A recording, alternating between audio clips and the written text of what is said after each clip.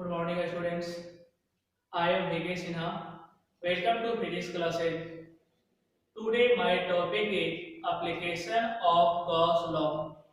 Application of Gauss law को पढ़ने से पहले हम एक टॉपिक का डिस्कशन कर लिए थे। उस टॉपिक का नाम था डिस्ट्रीब्यूशन ऑफ चार्ज। वहां पे हम 1D, 2D और 3D के लिए चार्ज का डिस्ट्रीब्यूशन किस प्रकार से होता है इस बात का डिस्कशन हो चुका था। तो आज हम बात करेंगे एप्लीकेशन ऑफ गॉस लॉ। इसका मतलब ये हुआ कि गॉस लॉ पढ़ने से हमें क्या बेनिफिट मिला, इसका हम यूज कहाँ पे करेंगे। तो हम बोलेंगे कि इसका यूज जो है वो इलेक्ट्रिक फील्ड इंटेंसिटी में करेंगे।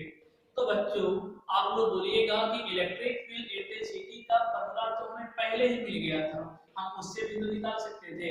नहीं, वहां पे वो जो फॉर्मूला हमें दिया गया था E = 1/4 pi epsilon naught into Q/r² का, वो सिर्फ और सिर्फ दो चार्ज के लिए था। और अगर बहुत से चार्ज की बात करें और उसके कारण निकालना है इलेक्ट्रिक फील्ड इंटेंसिटी, तो उसके लिए हम किसका उपयोग करेंगे? गॉस लॉ का, राइट।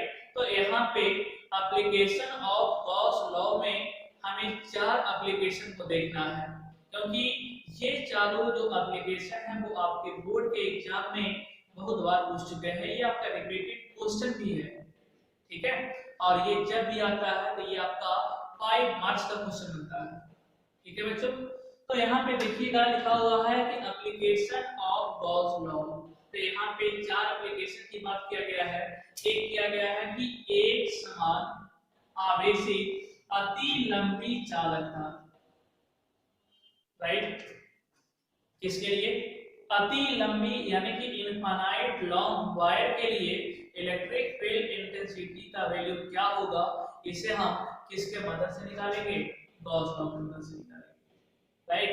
दूसरा जो आपका एप्लीकेशन है वो क्या लिखा हुआ है? एक समान आवेशित गोलीय सतह के लिए। किसके लिए? गोलीय सतह के लिए क्या निकालना है?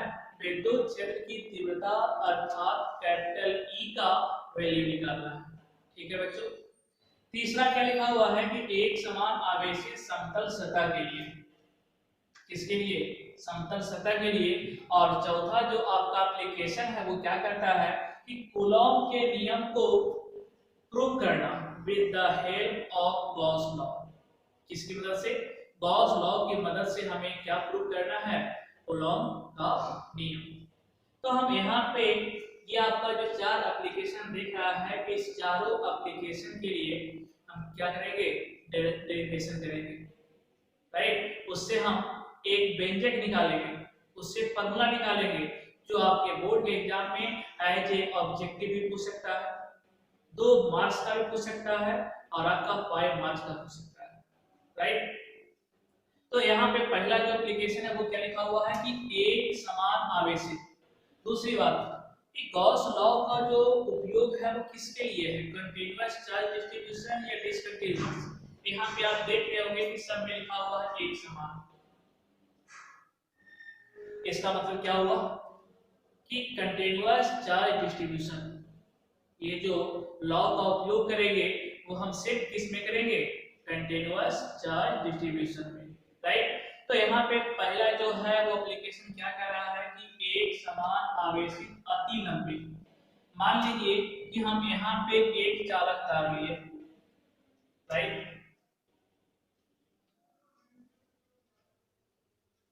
ये क्या है आपका? एक चालक तार है और इस चालक तार पे जो चार्ज का डिस्ट्रीब्यूशन है वो कुछ इस प्रकार है कि ये पूरे चालक तार पे पॉजिटिव चार्ज का डिस्ट्रीब्यूशन किया हुआ है, राइट। अब ये बताइए कि ये जो चालक तार की लंबाई है उसको हमने मान लिया स्मॉल l। क्या मान लिया? Small l, right. अब आप लोग ये बताओ कि गॉस लॉ का यूज करने के लिए हमें एक गॉसियन सरफेस चाहिए। क्या चाहिए? Gaussian surface. गॉसियन सरफेस का मतलब होता है क्लोज सरफेस, यानी कि इस वायर को अगर हम पूरे तरीके से क्लोज करना चाहें तो उस गॉसियन सरफेस के रूप में क्या हम सिलेंडर को ले लें? क्या वो सिलेंडर इसे पूरे तरीके से पैक कर सकता है? यस, कर सकता है। तो हम यहाँ पे गॉसियन सरफेस के रूप में एक सिलेंडर बना दिए, राइट? क्या बन गया? ये सिलेंडर बन गया। और इस सिलेंडर का अगर हम बात करें इसका रेडियस का, ये कितना है? और ये वायर भले ही आपको इतना मोटा दिख रहा है, लेकिन यहाँ पे ये वायर जो है बहुत ही थिन है। अर्थात यहाँ से अगर हम बात करें कि यहाँ से लेकर यहाँ तक का डिस्टेंस कितना है, हम बोलेंगे स्मॉल आर। यहाँ से लेकर यहाँ तक का डिस्टेंस कितना है, तो बोलेंगे स्मॉल आर। और इस पूरे वायर पर जो आवेश दिया हुआ है, चार्ज का वैल्यू दिया हुआ है, वो आपका कितना है, हम बोलेंगे। इतना बात समझ में आ गया?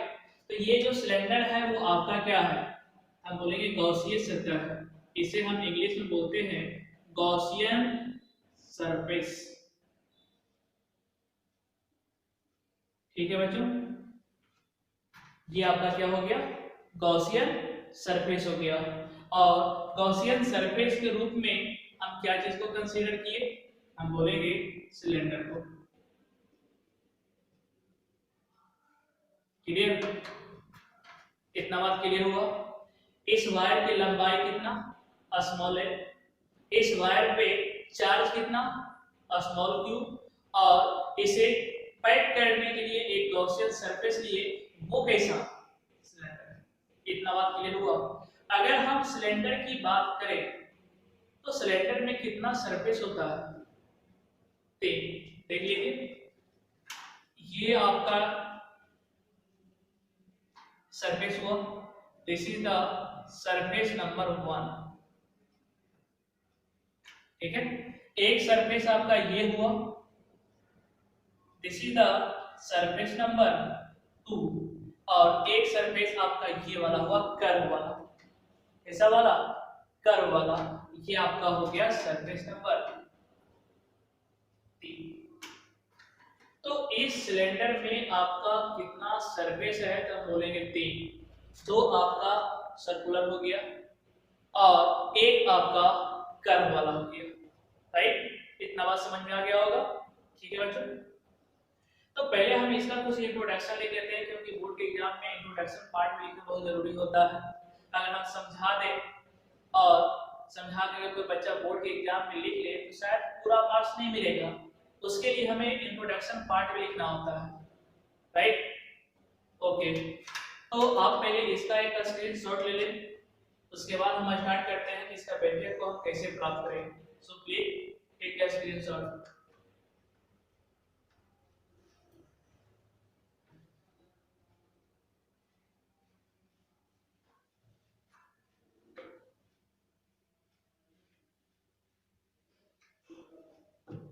ओके, तो यहाँ पे लिखना है कि माना कि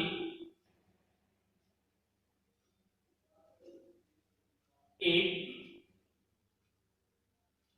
समान आवेशित अति लंबी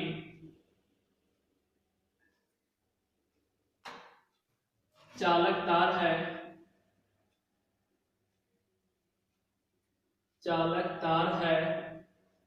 जिसकी लंबाई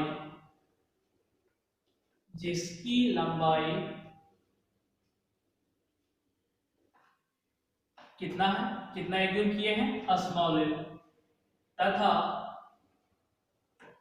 पूर्ण आवेश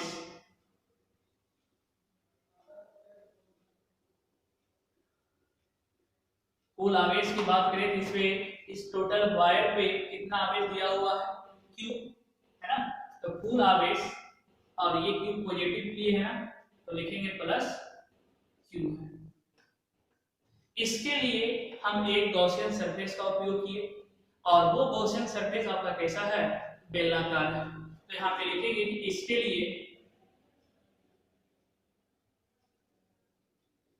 लिए एक बेलनाकार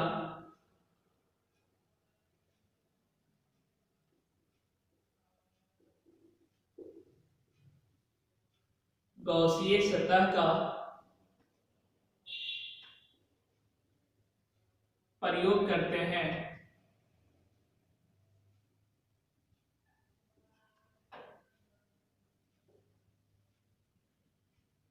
जहां 3 सतह क्रमशः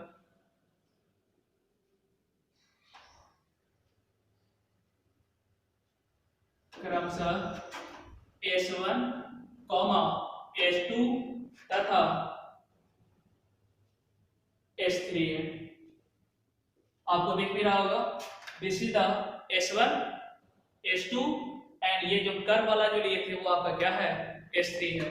अब ये बताइए कि अगर हम यहाँ पे इलेक्ट्रिक फील्ड लाइन का डायरेक्शन की बात करें तो पॉजिटिव के लिए क्या होता है, बाहर की तरफ डायरेक्शन होता है कि अंदर की तरफ होता है। तो याद करिएगा, जब हम इलेक्ट्रिक फील्ड लाइंस का प्रॉपर्टीज पढ़ रहे थे वहां पे हम पढ़े थे कि पॉजिटिव आवेश में इलेक्ट्रिक फील्ड लाइन का जो डायरेक्शन होता है वो बाहर की तरफ होता है। किसकी तरफ होता है, बाहर की तरफ। और अगर हम नेगेटिव लेते तो इसका डायरेक्शन किसकी तरफ होता, अंदर की तरफ होता। ठीक है बच्चों, तो यहाँ पे अगर हम इसका डायरेक्शन की बात करें, ये हो जाएगा,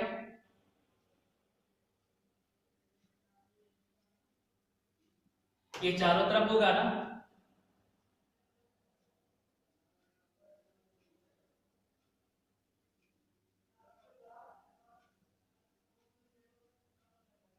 और हमें ये भी पता है कि जो डायरेक्शन इलेक्ट्रिक फील्ड लाइन का होता है वही डायरेक्शन आपका इलेक्ट्रिक फील्ड इंटेंसिटी का होता है। ठीक है, तो ये डायरेक्शन किसका हो गया, ई का। ये सभी डायरेक्शन किसका हो गया, ई का।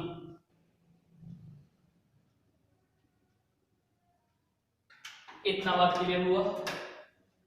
अब बताइए कि यहाँ पे मेरे पास 3 सतह है, राइट।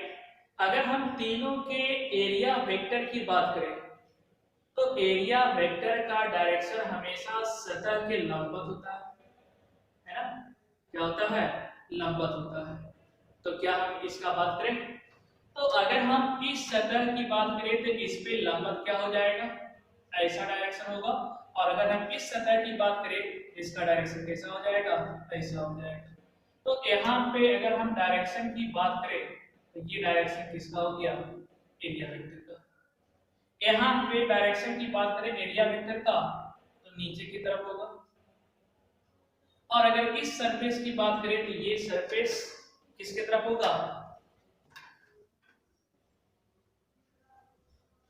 ऐसा भी हो सकता है और ये आपका ऐसा भी हो सकता है, राइट। इतना बात समझ में आया।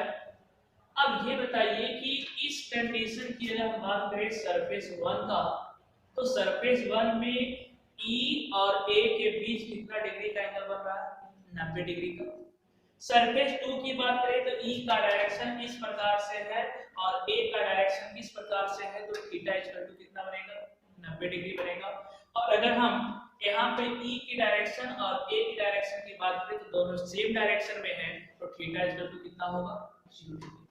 तो यहाँ पे थीटा इक्वल टू कितना डिग्री हो जाएगा, 90 डिग्री। यहाँ पे थीटा इक्वल टू कितना डिग्री हो जाएगा, सॉरी 0 डिग्री, है ना।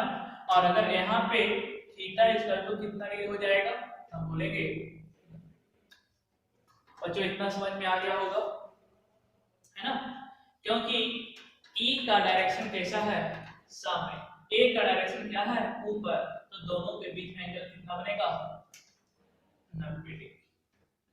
सरफेस 2 की बात करें तो E का डायरेक्शन है सामने, A का डायरेक्शन है नीचे, तो थीटा इक्वल टू कितना होगा, 90।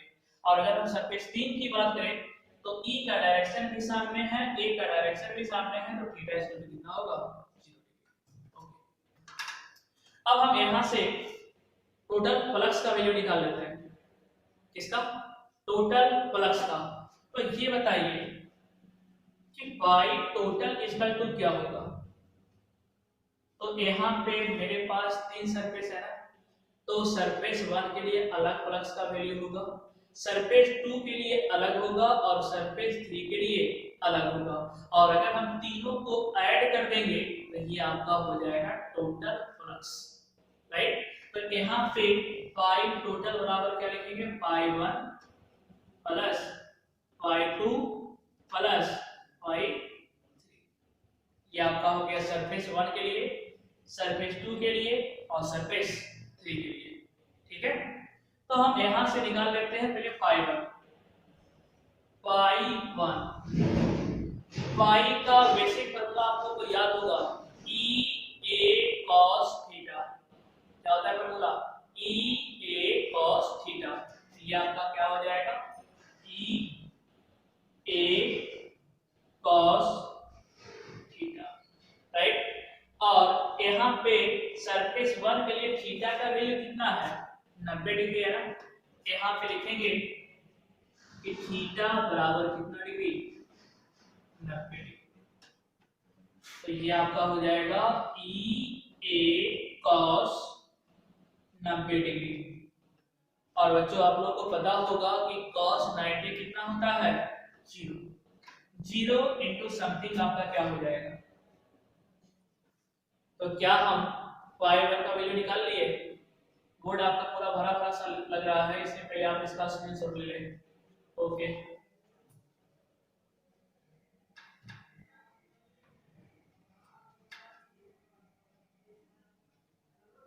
ठीक है।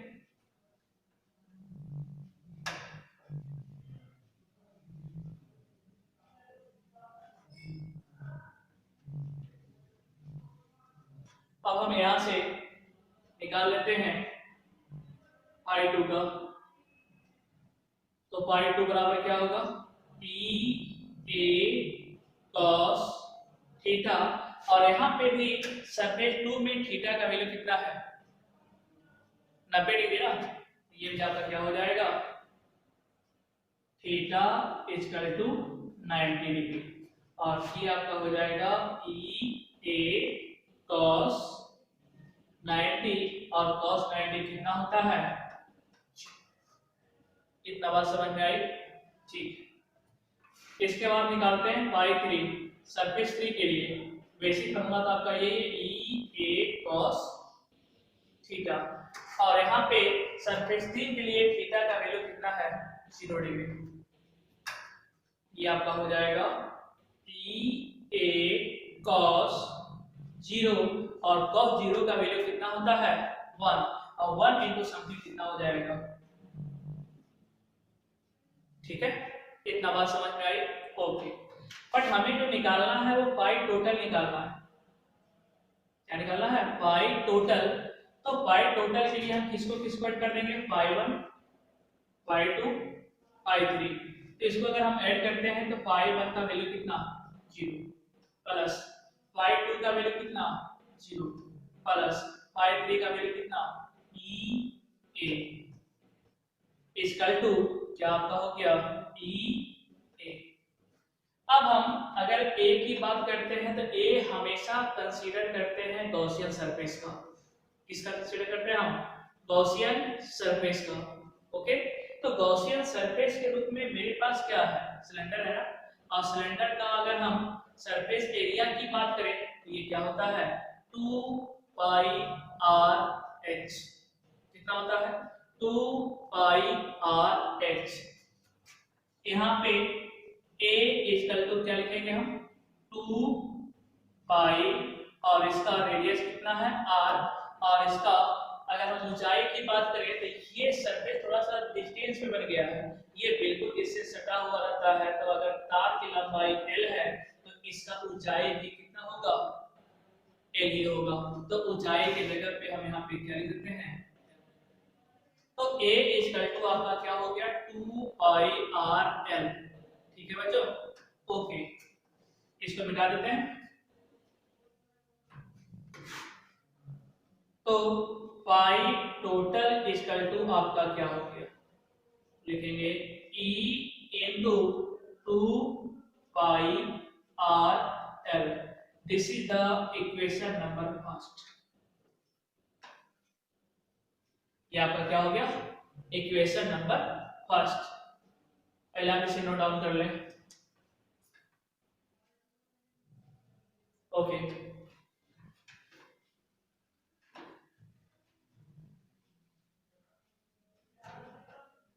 अब ये बताइएगा कि गॉस लॉ के द्वारा भी हम टोटल फ्लक्स का वैल्यू निकाल सकते हैं, ये आपको पता होगा। तो यहाँ पे अगर हम लिखें बाय गॉस लॉ, तो गॉस लॉ आपका क्या कहता है, by total equal to Gaussian surface के अंदर जो भी आपका चार्ज है। तो गॉसियन सरफेस के अंदर जो मेरा चार्ज है वो कितना है, स्मॉल q है ना। तो यहाँ पे क्या हो जाएगा, स्मॉल q अपॉन फॉर्मूला में क्या होता है एप्सिलॉन नॉट। ये आपका हो गया इक्वेशन नंबर 2, राइट। इक्वेशन 1 पाई टोटल इक्वल टू इतना, इक्वेशन नंबर 2 पाई इज टोटल इक्वल टू इतना। तो इक्वेशन 1 और 2 से क्या हो जाएगा, तो यहाँ पे लिखेंगे from the equation first and second. तो यहाँ पे इसके राइट साइड में क्या है, q अपॉन एप्सिलॉन नॉट, और इक्वेशन 1 के राइट साइड में क्या है, e इनटू 2 पाई आर एल। अब बताइएगा कि ये जो लाइन है, ये लाइन 1D में आता है कि 2D में आता है कि 3D में आता है, 1D में आता है। अब 1D में टोटल चार्ज निकालने के लिए हम डिस्ट्रीब्यूशन का फॉर्मूला पढ़े थे, Q lambda equal to what, Q upon L। ये पढ़े थे ना कि लाइन चार्ज डिस्ट्रीब्यूशन में टोटल चार्ज को फाइंड आउट करने के लिए हम एक टर्म का प्रयोग किए थे, एक फैक्टर का प्रयोग किए थे जिसको हम बोलते थे लीनियर चार्ज डेंसिटी, और उसे हम इंडिकेट करते थे लैम्डा से। और लैम्डा इक्वल टू फॉर्मूला क्या था, Q अपॉन L। ओके, तो अब इसका कोई काम नहीं है, इसलिए अब हम इसको रद्द कर देते हैं।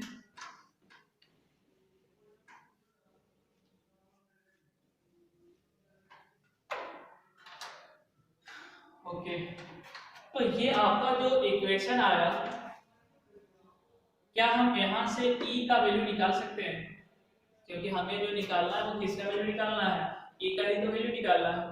तो यहाँ से हम लिखेंगे, इसलिए E इक्वल टू क्या हो जाएगा, ये पूरा पार्ट जो है वो नीचे आ जाएगा, है ना। ये आपका हो गया Q upon epsilon naught into 2 पाई आर एल। इतना बात क्लियर है ना। यहाँ पे डिस्ट्रीब्यूशन जो है वो 1D में है, इसलिए यहाँ पे कौन सा फॉर्मूला का यूज करेंगे, लीनियर चार्ज डेंसिटी का, लीनियर चार्ज डेंसिटी। इसके द्वारा हम Q फाइंड आउट कर सकते हैं। लीनियर चार्ज डेंसिटी का फॉर्मूला होता है lambda equal to Q upon L, इसलिए Q इक्वल टू क्या हो जाएगा, लैम्डा इनटू, यही होगा ना। तो जहां पे Q है वहां पे Q को रिप्लेस करके हम क्या लिख देंगे, लैम्डा इनटू L। तो E इक्वल टू क्या हो गया, lambda into L upon epsilon not 2 pi r into L। ये L से L आपका कैंसिल आउट हो जाएगा, है ना। तो ये जो बचेगा वो क्या बचेगा, E equal to lambda upon, इसे हम इस प्रकार से लिख सकते हैं 2 pi epsilon naught into r। ठीक है, यहां से E का जो व्यंजक मिल गया तो आपका क्या मिल गया, lambda upon 2 pi epsilon naught into R. ये आपका फाइनल व्यंजक हुआ इलेक्ट्रिक फील्ड इंटेंसिटी ज्ञात करने के लिए। किसके लिए, अति लंबी चालक तार के लिए। जहां पे ये लैम्डा जो है वो है क्या, हम बोलेंगे कि lambda is linear charge density. Pi का वैल्यू तो सब लोग को पता होगा, 22 अपॉन 7। एप्सिलॉन नॉट का वैल्यू सबको पता होगा। और यहाँ पे r जो है वो आपका डिपेंड करता है कि इस वायर से गॉसियन सरफेस कितना दूरी पर लिया गया है। इसका मतलब ये हुआ कि यहाँ पे लैम्डा जो है वो कांस्टेंट है, लैम्डा क्या है, कांस्टेंट है। और यहाँ पे ये टोटल वैल्यू भी आपका क्या है, कांस्टेंट है ना। तो E डिपेंड सिर्फ किस पे कर रहा है, R पे ना। तो हम यहाँ से लिख सकते हैं कि E inversely proportional to R। ये आपका ऑब्जेक्टिव में भी ऑप्शन दिया हुआ रहता है। ठीक है बच्चों, प्लीज नोट डाउन। और अगर मेरा वीडियो अच्छा लगे तो इसे सब्सक्राइब जरूर करना और लाइक अपने फ्रेंड के बीच शेयर भी कर देना। Okay, thank you.